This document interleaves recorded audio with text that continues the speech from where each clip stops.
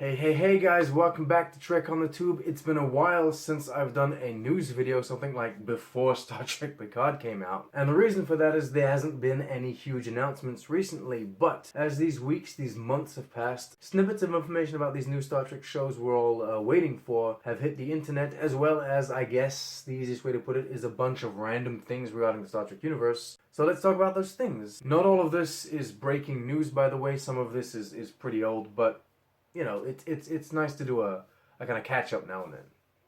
So let's go. The third season of Star Trek Discovery is currently in post-production. Filming wrapped up the end of last February. A lot of the cast and crew let us know via Twitter and other social media platforms. Ever since then, it's kind of been radio silence, but it's a safe bet some good, hard-working people out there are doing their best to get the visual effects done as fast as possible so that we can see the show as fast as possible. As of now, though, we still don't have a release date aside from 2020. We got a teaser video a few weeks back. It's not so much a video, rather a GIF or an animated poster. Anyway, it said coming soon, so yeah, that's the official release date, coming soon, 2020. Soon this year. Of course, keep in mind that there's this COVID-19 situation going on, so maybe things will get delayed. The show might go from coming soon to, I don't know, coming later on, I guess. I'm still expecting a 2020 release, though.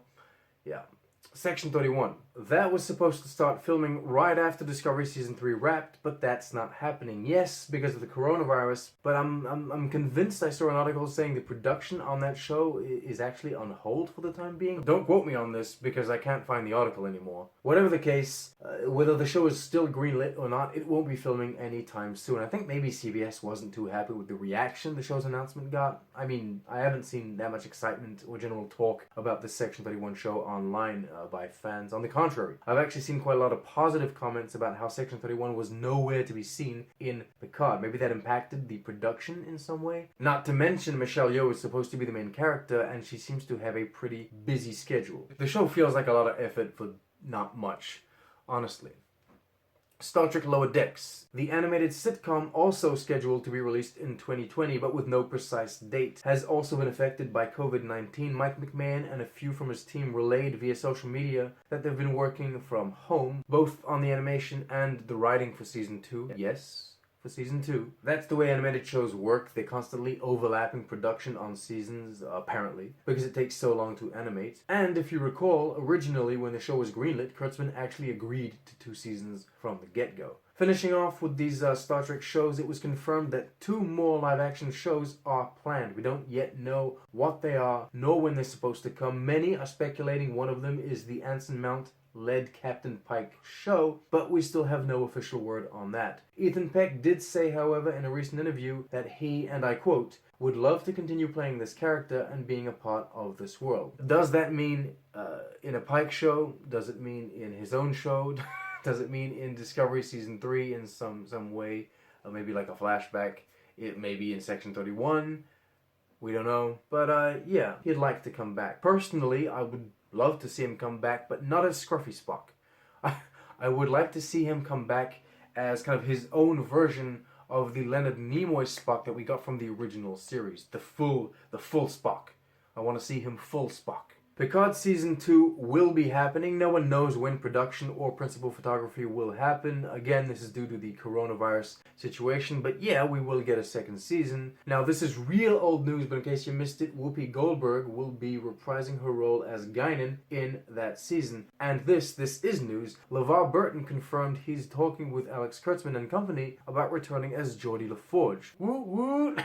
I'm so happy. I'm so excited for this. It was to be expected, but I don't know, to have it said, to have it spoken by the actor himself just makes it that much more exciting. And here's something else exciting. Maybe we'll be seeing a version of Q. Okay, fine. I admit that statement was maybe a bit premature, but hear me out. Rosario Dawson recently said that she would love to be in Star Trek in some way or another. Now, if you don't know who she is, she was recently cast as Ahsoka Tano for The Mandalorian, which has fans of Star Wars real excited. She also had a supporting role in the recent Zombieland Double Tap, and she played a character called Claire Temple in all of the Marvel Netflix series. She's a real good actor, and she seems to know her Star Trek, and I'll tell you what, in my opinion, her character in those Marvel Netflix shows was basically the only interesting and compelling one ever on screen, mostly due to her down-to-earth performance. It was so awesome seeing her crossover from show to show. All of her appearances were highlights, truly. Anyway, as I was saying, in the interview she talks about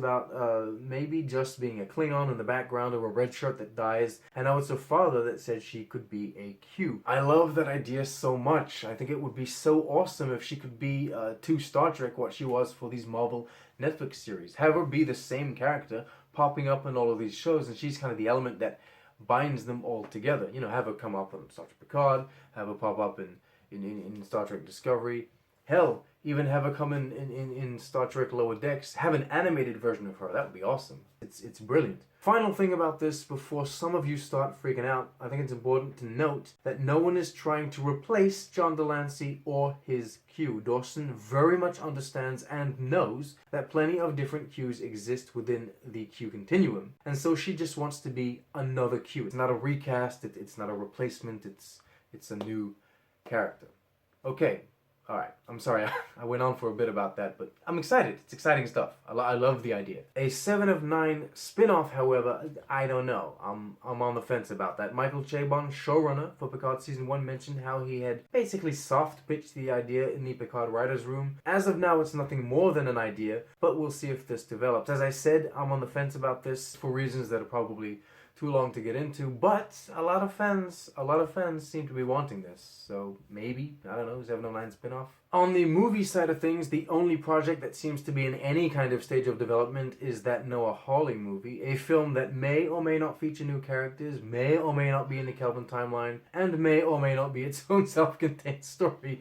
We don't know anything about it. Jeff Russo, however, does know a little something. He's the composer for Star Trek Discovery and Star Trek Picard, friend and collaborator of Hawley, and apparently they've talked a bit about the project. It gives us no information about anything, no details, but it gives me confidence that the project is in fact moving forward. Alright, there you go. The two last things that I wanted to mention are the Star Trek Voyager documentary. I don't know much about it, but I do know that it's coming, or will be coming someday. You can check out the link in the description for further information, just like with everything else I talked about today. And lastly, the short treks are getting a physical release, a Blu-ray/DVD release. That will be in June. Word of warning, one of the short treks will be missing, the Children of Mars short treks. That would be episode 10 total. The assumption is that it will be featured on the Picard Season 1 physical release because it's very much connected to Star Trek Picard. I will be getting that Short Treks physical release, by the way, just to go over all of the bonus features on the channel, and then I'll be doing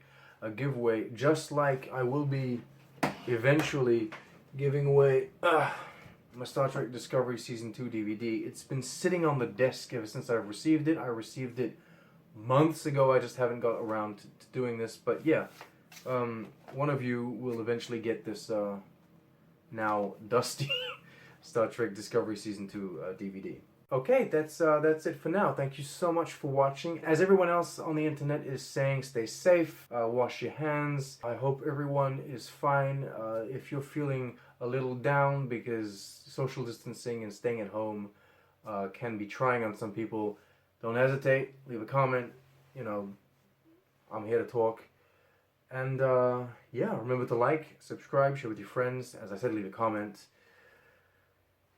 Thank you to all the channel patrons. It helps out a lot. And live long and prosper.